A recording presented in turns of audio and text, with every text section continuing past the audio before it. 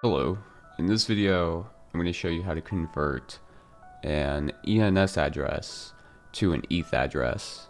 I won't be showing how to do it the other way around because that's a bit more complicated, but if you want to see that, put a comment down below and I will, once I create that video, I'll paste the link to it in the comment. So just to give you an example of what we're going to be doing, I'm going to show you the ideal market application. So you see right here, it's a trade interface. There's this recipient address here, and you see it's failing validity. So you can put an ETH address, or you can put an ENS address. So if we put an ETH address, it's like, oh yeah, that's good. And if I was to buy, it would send this to the smart contract. It would work fine. However, it can also accept ENS addresses. So shmoji dot, I spelled that wrong. Shmoji dot ETH, and you see that is also valid, but the smart contract is still expecting an Ethereum address on its side. So that means that somehow the application behind the scenes needs to convert this shmoji.eth into an Ethereum address. And that's what I'm going to be showing you in this tutorial. And to give you a better look at what we'll actually build, I'm just going to build the most simple version possible. So it's going to look like this. It's just going to be an input. You type in shmoji.eth and you see it's false, false, false. But then once I actually got here and finished typing it, it says now it's valid. And there's the address, and that's all I'm going to show you how to build. So the simple answer for how to do this is you query a subgraph and you get the data you need back. However, I'm going to go a bit more in detail here. So there's 3 different ways you can do this. I used to do it using this library called ENS.js. The reason I'm not going to show you how to do it this way is because this only works on layer 1. If you have a dApp that's on Arbitrum layer 2, this won't work. So that's why I stopped using this. So then I was like, okay, so how do I do it? How do I get this data using subgraphs?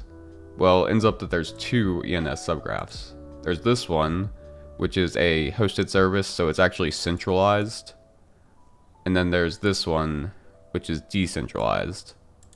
So I could be wrong about this, but I believe they eventually want to use the decentralized version.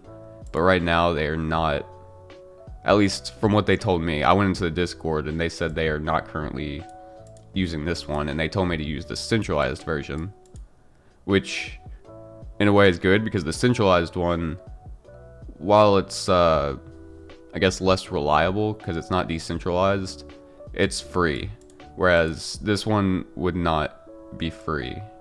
So what I mean by that is if you're using the decentralized subgraph, you have to like create a private key, and then anytime a query is done in your application using this, you have to pay GRT in order to pay for those queries. Whereas the centralized one, that's not the case. Okay, I'm gonna go ahead and get to it. So here is the GitHub repo. You can go ahead there and simply clone that repo. So I'm gonna do that. So git clone, then let's go into it. Let's open it up in an IDE. Usual stuff. Once you're in here, open a terminal. Of course, install all the dependencies. Once everything is installed, go ahead and run the application and just kind of test to see if it's working. So let me refresh this. Okay, so let's type in shmoji.eth. And it is working from the get-go. So now I'm going to explain it all to you. So if we go back in, I'm going to try to explain this in sort of a linear fashion because I kind of think linearly. So let's go to the pages. So first thing a user sees is this page. It's just an input. If they type, when they type, it calls set input address, and it of course sets the state variable. Anytime this state variable changes, this React hook right here detects it because this is being passed in as an argument. So let's go ahead and take a look at this React hook here. Use ENS address. So pretty much there's a use effect, and you can see in the dependency address or dependency list here that the argument input address is in there. So this pretty much means anytime this value changes, rerun this. And you can see that it's calling a run method. So that's the first thing that happens. It calls run, then it goes to the top of this function, and then it calls this statement. So it's setting the ETH address by calling this method, which is query ENS for ETH address. So let's check out what that's doing. So in here it says pretty much if it's not an ETH address, just go ahead and return 0. Then we go here and so this is querying the subgraph. So you see request, it's from GraphQL request. And then we have an endpoint.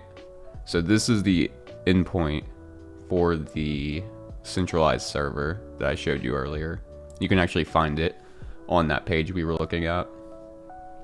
So it queries the subgraph, but it needs to know how to query it. So you have to pass, I guess it's called GraphQL in, and that's what this is for. So if we go here, this is GraphQL that gets you specifically the data that you want. If you don't know how GraphQL works, that's a whole nother kind of tutorial series. But one thing I can show you is here is a playground. So if you just want to kind of figure it out yourself, which this is kind of how I learned, honestly. I just kind of used the playground. You can query the data here and see what you get back. And then this shows you like pretty much how the data is formatted. It's super nice, honestly. Super, super nice. So you could see that's how I figured out what we needed to put here, is because I just messed around in the playground and figured it out. I believe you may not need all this, but yeah, this is fine. So pretty much what's going on here is we are querying 4 domains. We are only getting 1 domain, and we're getting the one where the name is the ENS address that the user typed in. And then this stuff is just saying return the name, return the label name, return all the owner data. And this owner data is actually quite important. So that's how that works. It queries the data. So if we go back, you'll get all that data as a result. And then this is why owner is important.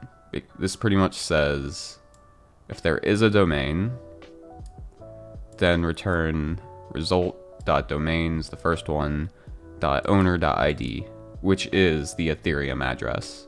So, and you can figure out what this is going to be from this. So it's like